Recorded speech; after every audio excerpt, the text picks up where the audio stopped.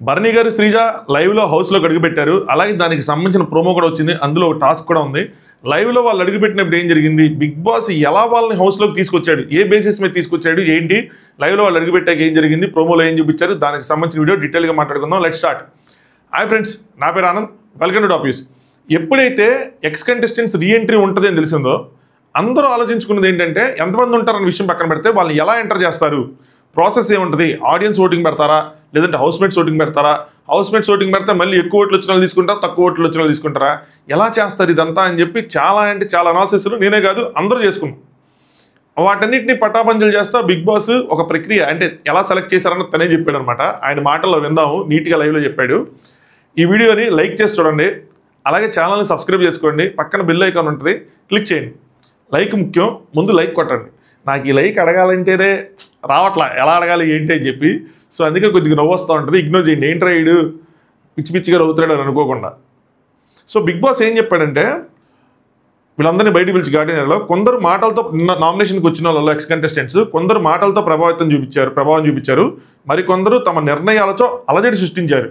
అంటే నైఫ్ ఎవరికి ఇవ్వాలనో లేదంటే ఇంకోటనో వారు నిన్న మీ బంధాల పునాదులు కదిలించారు. సో టార్గెట్ చేస్తా కళ్యాణ్, నెక్స్ట్ తనూజ, ఇమ్మాన్యుల్, తనూజ, అలా ఒక పునాది అయితే కదిలించారు.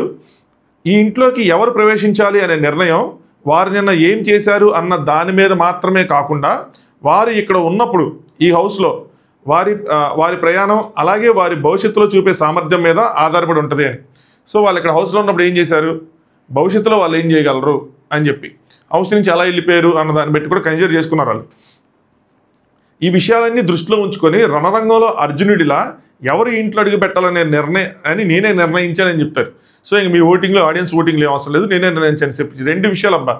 ఒక పాయింట్ ఏమో శ్రీజ కోసం చెప్పారు, ఇంట్లో ఉన్నప్పుడు వాళ్ళు చేసినవి. రెండోది భవిష్యత్తులో వారు ఏం చేయగలరు అన్నది భరణి గారికి. ఇద్దరికి వయసు వరుస కూడా వేసుకోవచ్చు. బట్ వాళ్ళు నిన్న గట్టిగా చేశారు అన్నది ఈయన ఫీలింగ్. అంటే వాళ్ళిద్దరం తీసుకొద్దామని డిసైడ్ అయ్యారు, వాళ్ళ తగ్గట్టు మాటలు ఉంటాయి, రాసుకున్నారు, ఆ మాటలు మనకు చెప్పారు. గిక్రియ ఏమీ లేదు. సో వాళ్ళ ఇష్టం, ఏదైనా అంతా నా ఇష్టం అన్నట్టు సాగింది బిగ్ బాస్ది. ఆయన ఇష్ట ప్రకారం సాగింది. ఓట్లు గుద్దినా కూడా ఏముంది, ఓట్లు కూడా మ్యానిపులేట్ చేసుకోవచ్చు కదా. సో ఇప్పుడు అంత టైం లేదనమాట. ఎలా, ఎందుకంటే నామినేషన్లు జరుగుతున్నాయి, ఇంకో ఓటు అనేది పెట్టలేరు. ఆల్రెడీ ఒకసారి హౌస్ మేట్స్ ఓట్స్ తీసుకొని ఒక వైల్డ్ కార్డ్ని తీసుకొచ్చారు, ఇంకోసారి హౌస్ మేట్స్ ఓట్స్ని పెడితే బాగోదు. సో ఇంకెందుకు, మన దగ్గర అట్టగా అర్జున్ ఉన్నాడు కదా, ఆయన ఎప్పుడు వాడం కదా మనం. సో అప్పుడప్పుడు ఇలాంటి కార్యక్రమాలకైనా వాడుకుంటే ఆ థీమ్కి, అంటే బిగ్ బాస్నే మార్చేసాం అని చెప్పి ఏదో ఫస్ట్లో ప్రోమోలో చూపించిన దానికి అప్పుడప్పుడు మనకి ఇట్లా న్యాయం చేకూరుస్తూ ఉంటారు. అర్థమవుతుందా? నిర్ణయించాను. ఆ విషయం మీరు కూడా తెలుసుకునే సమయం వచ్చింది అనగానే టాడాడాన్ అని మ్యూజిక్ లేకుండా భరణి గారు శ్రీజ ఇద్దరు హౌస్లోకి ఎంటర్ అవుతారు. అందరూ ఏం చెప్పి ఆనందపడుతూ ఉంటారు. దివ్య ఒక స్మైల్ ఇచ్చి నుంచొని ఉంటుంది. దివ్య నిన్న రాత్రి ఏడుస్తూ ఉంటుంది, భరణి గారు సరిగ్గా తనతో మాట్లాడలేదని. అసలు తను వెళ్ళి హక్ చేసుకున్నా హక్ చేసుకోరనమాట, ఆయన చెయ్యరు. వేరే మిగతా అందరిని బాగానే ట్రీట్ చేస్తారు. దీనికి నాకు మన ఫాలోవర్స్ ఏం చెప్పారంటే మేబీ బయట అది రాంగ్గా ప్రొజెక్ట్ అయింది కదా అని చెప్పి. నేను చూడలేదు అంత రాంగ్గా ప్రొజెక్ట్ అయినట్టు, దాన్ని కూడా ఎవరు ట్రోల్ చేసింది దుర్మార్గులారా.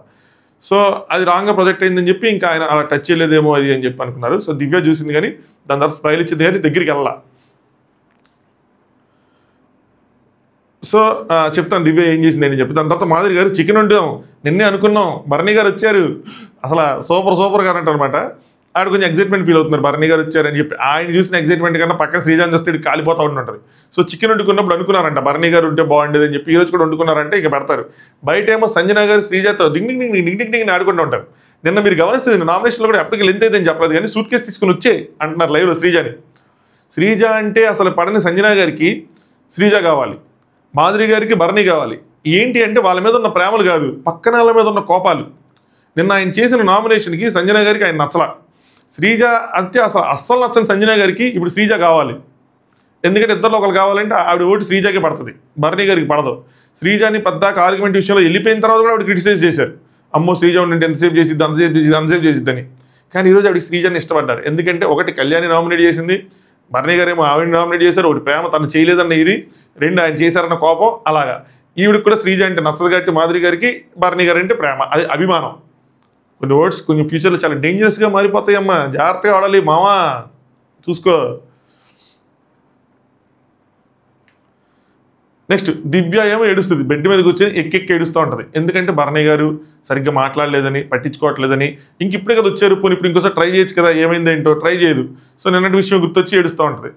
దాని తర్వాత భరణి గారు తనుజ వెనక మనకి దివ్య ఏడుస్తూ చూపిస్తుంటారు, వెనక మాటలు వినిపిస్తాయి. ఏంటంటే వెళ్ళే ముందే చెప్పాను నీకు డోంట్ డిపెండ్ ఆన్ ఎనీవన్ అని చెప్పి భరణి గారు తనుజకి చెప్పి వినిపిస్తూ ఉంటాయి అనమాట. Don't depend on anyone, don't trust on anyone. So క్లియర్గా చెప్పానంటే తనుజ ఈ వీక్ నుంచి ఆడతా అంటారు. మళ్ళీ డిస్కషన్ ఇంకొంచెం పెద్దది ఉంటుంది, చూపిస్తారు. దాని తర్వాత మాధురి గారు ఇద్దరునా హౌస్లోకి ఇద్దరు వస్తారా అనగానే తనుజ ఈ వీక్ డిసైడ్ అయ్యింది అంటే మాధురి గారు we want you only, Bharani garu we want you only అని. సో ఆయన మీద అభిమానం కదా, శ్రీజ మాత్రం అసలు వద్దు సామే అని చెప్పి.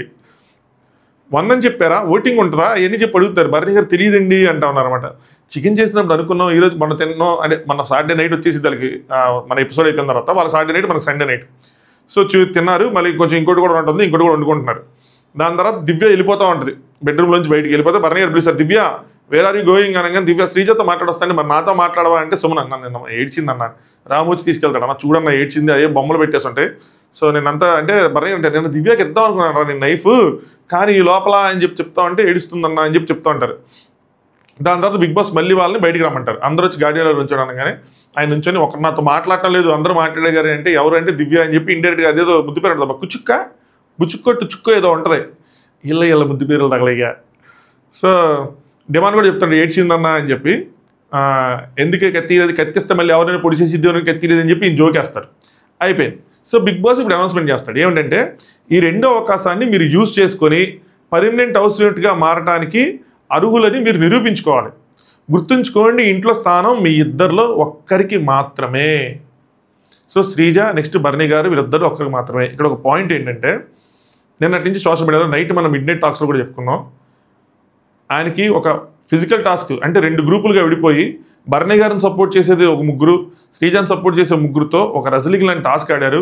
ఆ టాస్క్లో గెలిచిన వాళ్ళకే ఈ హౌస్లో స్థానం. అలా ఒక టాస్క్ ఆడతారు, ఈ వారం మొత్తం ఆడతారు తెలియదు, కానీ ఓవరాల్గా అయిన తర్వాత ఆ టాస్క్లో గెలిచిన వాళ్ళకి ఈ హౌస్లో ఉండే స్థానం దక్కిద్ది, మిగతా వాళ్ళు వెళ్ళిపోవాలి, పక్కన వాళ్ళు వెళ్ళిపోవాలి. సో అదనమాట ప్రాసెస్. శ్రీజ వెళ్ళిపోవచ్చు, భరణి గారు వెళ్ళిపోవచ్చు, ఇంకా దాన్ని మనం అన్ఫేర్ అంటానికి కూడా ఏది ఉండదు, ఇంక బిగ్ బాస్ పెట్టిందే అది. అయితే ఇందులో అన్ఫార్చునేట్గా వీళ్ళందరికీ గట్టిగా దెబ్బలు తగిలి అంట ఈ టాస్క్లో. భరణి గారికి కొంచెం గట్టిగా తగిలి అంట. భరణి గారికి గట్టిగా తగిలేపాటికి ఏంటంటే మెడికల్ రూమ్కి కాకుండా డైరెక్ట్గా అంటే మెడికల్ రూమ్ తీసుకెళ్ళినా కూడా అక్కడ సరిపోక ఆ ట్రీట్మెంట్ చాలక డైరెక్ట్గా హాస్పిటల్కి తీసుకెళ్లారు. కరెంట్ స్టాటస్ ఏంటో తెలియదు, ఎన్ని సోషల్ మీడియా రూమర్స్. నేను రాత్రి నుంచి కోరుకుంటుంది ఏంటంటే ఆయనకి అలా అవ్వకూడదు అని కోరుకుంటున్నా, బట్ చెప్పలేం ఏంటన్నది. సో ఒకవేళ ఇది కనుక నిజమైతే కనుక నెక్స్ట్ ఏమవుతుంది ఈ హౌస్లో అంటే శ్రీజాని పర్మనెంట్ హౌస్మేట్గా కన్ఫర్మ్ చేస్తారా, లేదంటే వేరే వాళ్ళకి ఛాన్స్ ఇస్తారా అంటే నాకేమనిపిస్తుంది అంటే వారం మొత్తం టాస్క్లు పెడదాము అని అనుకుంటే వేరే వాళ్ళకి ఎవరికైనా ఛాన్స్ ఇస్తారేమో. మేబీ మనీషికి కానీ మాస్క్ మ్యాన్ హరీష్ వచ్చింటే ఇంట్లో ఏదో ప్రాబ్లం ఉందని చెప్పి రాలేదని చెప్తున్నాను, ఆయన వచ్చింటే ఆయనకి ఛాన్స్ ఇచ్చేవాళ్ళేమో. ప్రియాకి కానీ ఎవరికైనా ఛాన్స్ ఇచ్చి మళ్ళీ కాంపిటీషన్ రన్ చేయడం, వేరే టాస్క్లు పెట్టడం, కానీ హౌస్ చాలామందికి ఇంజరీస్ అయినాయి అని చెప్తున్నారు. సో ఇంకా పెట్టకుండా మ్యాక్సిమం శ్రీజానే పర్మనెంట్ హౌస్మేట్గా డిక్లేర్ చేయొచ్చు ఇంకా. సో బై చేస్తారంటారు కదా గేమ్స్లో, అలాగేదైనా ఇంకెవరు లేకుండా తనకి ఇచ్చేయచ్చు. లేదు కొంచెం బాగానే ఉంది సిచ్యువేషన్, పరిస్థితి బాగానే ఉంది, మనం బయట ఉన్నంత కాదు అనుకుంటే మరి ప్రియా వాళ్ళని కూడా 1 వీక్ లగేస్తారు రమ్మన్నారు కాబట్టి వాళ్ళు కూడా అక్కడ ఉండుంటారు. సో వాళ్ళని ఏమైనా పంపిస్తే పంపించవచ్చు ప్రియాని కానీ మనీష్ని కానీ అనుకుంటున్నాను నేను. ఏదైతే బాగుంటుందో మీరు అనుకుంటున్నారో చెప్పండి. శ్రీజాన్ డైరెక్ట్గా హౌస్ మీటింగ్ చేసేస్తే బాగుంటుందా, లేదంటే ఇంకొకరు పంపించి ఆ కాంపిటీషన్లో చూపించి ఒకళ్ళు నిరూపించుకుంటే పంపించడం బాగుంటుందా అన్నది మీరు కామెంట్ చేయండి. దాని తర్వాత ఇంకా అందరూ వెళ్ళిపోతారు. సో అది ఏంటన్నది ప్రాసెస్ ఏంటన్నది తెలియదు వాళ్ళకి కూడా, మనకు తెలిసిన టాస్క్ అని చెప్పి వాళ్ళు తెలియదు కాబట్టి వాళ్ళ లోపల ఇమాన్యుయల్ మాట్లాడుతుంటాడు భరణి గారితో. నాకు ఒకటే మైండ్లో ఉందన్న నిజంగా ఏంటి అంటే ఒకవేళ మళ్ళీ రామ్ వెళ్ళిపోతే నేను ఇదైపోయేవాడిని, అది అంటే సరేరా అని చెప్పి షార్ట్ చేసుకుంటాం. చీచి అదేం లేదు అంటే నువ్వు ఒక్కటి అర్థం చేసుకుంటే చాలన్నా, నో హార్ట్ ఫీలింగ్స్ అది అనుకుంటారు. ఇసోకర్ ఇస్తారంటే ఐ లవ్ యూ అంటే ఐ లవ్ యూ అన్న అని చెప్పి ఆయన ఐ లవ్ యూ అని ఇమాన్యుయల్ అంటే ఐ లవ్ యూ టూ రా అని చెప్పి అనుకుంటారు. రియల్లీ మిస్ యూ అన్న అని చెప్పి ఇమాన్యుయల్ అంటాడు. ఇలాంటివి చెప్పినప్పుడే ఓవర్గా ఉంటుంది Emmanuel. Feelings no heart feelings అన్నా ఇలా జరిగింది, ఆ రోజు నేను రాముకి ఇచ్చేసుకుని అంటే అయిపోద్ది. ఐ లవ్ యూ అన్నా, మీ రియల్లీ మిస్ యూ అన్నా, ఎందుకు ఇవి కొంచెం ఓవర్గా ఉంటాయి. దాని తర్వాత ఇమాన్యుయల్ బాండ్స్ కోసం ఇలా జరిగిందని చెప్పి కొంచెం బాండ్స్ కోసం చెప్తాడు. భరణి గారు తనుజ మాట్లాడుకుంటూ ఉంటారు అనమాట. నాకేదో కొట్టింది భరణి గారు చెప్తాను, నాకేదో కొట్టింది హౌస్లోనే, నాకెందుకో అనిపించింది, అందుకే నీకు చెప్పాను డోంట్ డిపెండ్ ఆన్ ఎనీవన్ అని చెప్పి నీకు చెప్పానని చెప్పి తనుజకి అంటూ ఉంటారు. తనుజ మాధురి గారు అడిగారు వెంటనే, మీరు వెళ్ళిపోయిన వెంటనే అడిగారు ఇమాన్యుయల్ని, మరి భరణి గారిని ఎందుకు సేవ్ చేయలేదంటే నేను భరణిని సేవ్ చేస్తే మరి రాము వెళ్ళిపోతాడు కదా అని అన్నాడు అంది. మరి ఆ రోజు పవరస్త్ర లోపల ఉన్న ఇది తనుజ గారు చెప్తున్నారు, ఆ రోజు పవరస్త్ర లోపల యాక్టివిటీ ఏరియాలో ఉన్నప్పుడు రాము మరి కళ్యాణ్ ఉంటే మరి రాముని ఎందుకు పంపించలేదు, అంత అభిమానం ఉంటే కళ్యాణ్ ఎందుకు పంపించాడు అనగానే భరణి గారు స్ట్రాటజీ అంటారు. అదే ఎందుకంటే రాముని పంపిస్తే అది ఆ రోజు భరణి గారికి వచ్చేది ఆ పౌరస్త్ర. కళ్యాణ్ పంపించాడు కాబట్టి ఇమాన్యుల్కి వచ్చింది. గేమ్లో ఆడుకున్నాడు ఆయన. స్టార్ట్ చేయడానికి తనుజ పైగా మీరు ఫేవరెట్ అయినా కూడా అలా జరిగింది. మీరు ఫేవరెట్ అయినా మిమ్మల్ని పంపించేశాడు, రాముని సేవ్ చేశాడు. సో దిస్ ఈజ్ ఎనఫ్, నా గేమ్ నేను ఆడుకుంటా, మీ గేమ్ మీరు ఆడుకోండి అని చెప్పి ఆయనకి అలా చెప్పేసి ఇంక వెళ్ళిపోతుంది. ఫస్ట్ టైం అలా చేతులు ఎట్టేటట్టు కొట్టుకుంటారు. నేను ఇంకా ఏడుపులు అగ్గులు అన్నీ ఉంటాయి కదా, ఏం లేవు. నా గేమ్ నేను ఆడుకుంటా, మీ గేమ్ మీరు ఆడుకుంటే ఆయన కూడా చెప్తుంది. సో ఏంటంటే ఇమాన్యుల్ కూడా గేమ్ ఆడుతున్నాడు, ఇంకా తను కూడా గేమ్ ఆడాలి అని. మరి ఇప్పుడు వరకు తనుజ గారు గేమ్ ఆడారని మీరు అనుకుంటున్నారా? ఏదో గో విత్ ద ఫ్లో వెళ్ళిపోయారు, చేసుకుంటూ వెళ్ళిపోయారు, ఇప్పటి నుంచి గేమ్ ఆడతారు అనుకుంటున్నారు అన్న విషయాన్ని ఒకసారి కామెంట్ చేయండి. విల్ ప్రూవ్ అని చెప్పి వెళ్ళిపోతుంది అక్కడి నుంచి. నెక్స్ట్ శ్రీజ అండ్ గౌరవ్ కూర్చుంటారు. వాళ్ళు కూడా పెద్ద డిస్కషన్ ఏదో సాగుతూ ఉంటుంది. ఎందుకు నామినేషన్ చేశాడు రాము అన్న విషయం శ్రీజ చెప్తుంటే శ్రీజ సింపుల్గా చెప్పేస్తుంది, ఈజీ పీజీ, ఈజీ టు డీ కూడా అన్నట్టు. ఏమి లేదబ్బా, తను నామినేషన్లో ఉన్నాడు కాబట్టి నేను వేస్తుంటాడు అంతే. ఎందుకంటే తను ఉన్నాడు, తను సేవ్ అవ్వాలంటే ఎవరో ఒకళ్ళు వీక్ ఉంటారు కాబట్టి నేను వేస్తాడు అంతే అని చెప్తే దాని తర్వాత ఇంకా ఆయన చెప్పుకుంటుంటాడు. నాకేదైనా చిరాకు వస్తుంది అంటే ఈ డేమన్ రీతి మాత్రం ఇప్పుడు చిరాకు వస్తుంది. వీళ్ళ గేమ్ బాగుంది, వీళ్ళు వెళ్ళాలరా, ముందుకు వెళ్ళాలి, బాగా ఆడుతున్నారు, బాగా మాట్లాడుతున్నారు, బాగా ఫైట్ చేస్తారు అనుకున్న ప్రతిసారి వీళ్ళు డిసప్పాయింట్ చేస్తూ ఉంటారు. చిరాకు వస్తుంది. గొడవ అరగంటకోసారి గంట గొడవ పడుతూ ఉంటారు. ఏంది వీళ్ళ దగ్గర ఉన్నాయి మళ్ళీ 3 టాపిక్లు భయ్యా, ఏముండవు అదే రిపీట్లో చెప్తారు. ఒకటి ఏంటంటే డబ్బులు, ఒక 300 ఇచ్చుంటే ఎక్స్ట్రా నేను కంటెంటర్ అయ్యేవాడిని అన్నది ఒక టాపిక్. అది ఎందుకు ఇవ్వలేదంటే నువ్వెందుకు అడగలేదు అంటారు. ఈవిడేమో నీ లాస్ట్ బాటమ్ 2ని తీసేస్తారనుకున్నానంటే నువ్వు అలా అనుకుంటా టాప్ 4 సెలెక్ట్ చేస్తారని నాకు తెలుసు అంటాడు. నీకు తెలిసి మరి క్లారిటీ ఉన్న దగ్గర తీసుకోవచ్చు కదా అడిగి అంటారు. నువ్వు ఇస్తానని తెలిసినప్పుడు నేను ఎందుకు అడగాలి, నువ్వే అడగకుండా ఇవ్వచ్చు కదా అంటారు. ఇది ఒక గొడవ. సెకండ్ది ఏంటంటే ఇంకోటి ఏదో ఉంది, మర్చిపోయాను, ఇది చిరాకు చేస్తుంది అసలు. ఇంకేదైతే ఏముందిలేండి. నెక్స్ట్ ఇప్పుడు ప్రోమోలో ఏదైతే ఉందో దాని గురించి మాట్లాడుకుందాం. ప్రోమోలో అక్కడ ఒక టాస్క్ లాంటిది జరిగింది. అదేంటంటే గతంలో చేసిన తప్పులు గుర్తించడం, వాటిని సరి చేసుకోవడం చాలా ముఖ్యం. సో వాటిని మీరు సరి చేసుకోండి, హౌస్మేట్స్ మీకు ఫీడ్బ్యాక్స్ ఇస్తారు, మీరు సరి చేసుకోండి అని చెప్పారన్నమాట. ఇమాన్యుల్ ఫస్ట్ శ్రీజకి ఇచ్చాడు. గొడవకి ఆర్గ్యుమెంట్ చేయటం మన హక్కు, ఒక గొడవ అయింది ఆర్గ్యూ చేసుకో, కానీ దాన్ని ప్రొలాంగ్ చేయొద్దు. నేను నైట్ కూడా అంటాడు ఆవిడ నామినేషన్ చేయడానికి ముందే గంటన్నర మాట్లాడింది అని చెప్పి. సో నువ్వు ఇది బాలా, నువ్వు వీక్, నువ్వు అబ్బే డొల్లా, లోపల ఏం లేదు, కళ్యాణ్ వస్తా, మళ్ళీ దగ్గరికి వస్తా అని చెప్పి ఎక్కిస్తాను అనమాట. సో ప్రొలాంగ్ చేయకని చెప్తారు. ఆవిడ యాక్సెప్ట్ చేసిద్ది, ఫీడ్బ్యాక్ని ఖచ్చితంగా యాక్సెప్ట్ చేయాలి. నెక్స్ట్ డిమాండ్ బర్నీ గారిని చేస్తారు ట్రస్ట్ అని చెప్పి, మీ విషయంలో నేను 3 సార్లు డిసప్పాయింట్ అయ్యాను, నెక్స్ట్ టైం మిమ్మల్ని నమ్మాలన్న ఆలోచన కూడా కొంచెం కష్టమే అంటే ఆయన ట్రస్ట్ ఉంచుకుంటూ తీసేసుకుంటూ అది నీ పర్సనల్ ఒపీనియన్ చెప్పి ఏదో ఆర్గ్యుమెంట్ చూపిస్తున్నారు. మనకు ఒక లైన్ అలా కట్ చేసేసారంటే. నెక్స్ట్ మాధురి వర్సెస్ శ్రీజ, బ్రహ్మాండం బద్దలే గొడవలు అవుతాయి హౌస్లో. ఇంకోటి చెప్తాను చూడండి, శ్రీజ మాధురి గొడవైన ప్రతిసారి మాధురి గారు ఓడిపోతారు మ్యాక్స్ టు మ్యాక్స్. మాధురి గారు ఏడుస్తారు కూడా. నిన్న కూడా శ్రీజ వాళ్ళు ఏడ్చారు. శ్రీజ వెళ్ళిపోగానే ఆ గొడవ అయిపోగానే ఏడ్చారు. శ్రీజ అన్నదానికో రీతు అన్నదానికో మొత్తానికి ఆవిడ ఏడ్చుకున్నారు. సో ఈ ఇద్దరు గొడవలో మాత్రం మ్యాక్సిమం ఆవిడ ఓడిపోవడం జరిగింది. ఇక్కడ ఇంకో పాయింట్ ఉంది, అదేంటంటే శ్రీజకు కూడా నోరు ఎక్కువే. ఓపెన్గా చెప్తున్నాను నేను, మాధురి గారికి నోరు ఎక్కువ. వీళ్ళిద్దరిలో కనుక మాధురి గారికి కొద్దిగా తగ్గి శ్రీజ డామినేషన్ కనుక పెరిగితే అది మాధురి గారికి పాజిటివ్ అయ్యే అవకాశం కూడా ఉంది. ఏంద్రా శ్రీజ అల్లబడిపోతుంది ఆవిడ మీద అని చెప్పి. చిన్నది కదా ఆవిడ, పెద్దోళ్ళు. ఒకవేళ ఆవిడ కనుక రీతుకు అన్నట్టు బిలో ద బెల్ట్ కొడితే కనుక నేను జుట్టెట్టు గోడ కొట్టేస్తాను, గుద్దేస్తాను, తొక్కేస్తాను అన్నారు అనుకోండి, అది శ్రీజకు ప్లస్ అవుతుంది. ఇలాంటి గొడవల్లో ఇద్దరు నెగిటివ్ వ్యక్తులు కొట్టుకుంటూ ఉంటే ఎవరికో ఒకరికి పాజిటివ్ అవుతుంది. Negative positive. సో ఇద్దరిలో ఒకరికి పాజిటివ్ అవుతుంది. ఇద్దరు నెగిటివ్ అయ్యే అవకాశం ఉండదు. అది ఎవరు ఎలా డీల్ చేసుకుంటారు అన్నది డిపెండ్ అయి ఉంటుంది. మాధురి దాన్ని ఒక సింపతిలాగా ఎవరు మార్చుకుంటారని చెప్పి మాధురి గారు ఏడ్ చేస్తే కొంచెం కన్వర్ట్ అవుతుంది. కానీ వీళ్ళకి బయట ఉన్న పరిస్థితులు ఏవైతే ఉన్నాయో మాధురి గారికి రీతుకి, అవి వాళ్ళకి దెబ్బ, మనం ఏమీ చేయలేం అలాంటి విషయాల్లో మాత్రం. పక్కన కంటెస్టెంట్స్కి అదే ఆయుధం. మైండ్ యువర్ వర్డ్స్ అని రాస్తారనమాట. శ్రీజ, నేను నోటికి వచ్చినట్టు మాట్లాడను మీలాగా, జనరల్గా మీరు మాట్లాడే విధంగా అయితే ఎప్పుడు మాట్లాడను, నాకు అట్లా రాదు అంటే మాధురి గారు చూస్తున్నాంలే ఎట్లా మాట్లాడుతావు ఏంటని చెప్తే, నేను ఎప్పుడు అంత బిలో ద బెల్ట్ వెళ్ళి మాత్రం మాట్లాడలేదు రీతుతో మాట్లాడిన మాట కోసం అంతా. This is not a suggestion, I won't accept అని చెప్పి. నువ్వు యాక్సెప్ట్ చేసి పెట్టి వెళ్ళిపోతుంది, చేసుకోబో నాకెందుకని చెప్పి. సో వీళ్ళిద్దరి మధ్య రైవల్రీ అనేది కొనసాగిద్ది. ఇంతే. ఆ డెమో నాకు మైండ్లో పాయింట్ ఉండిపోయింది. ఏదో వచ్చే ముందు వాష్రూమ్లో ఏదో గొడవ పడుతూ ఉంటారు, ఏదో మాట్లాడుతూ ఉంటాడు, మర్చిపోయాను నేను, ఏదో చెప్తా ఉంటాడబ్బా.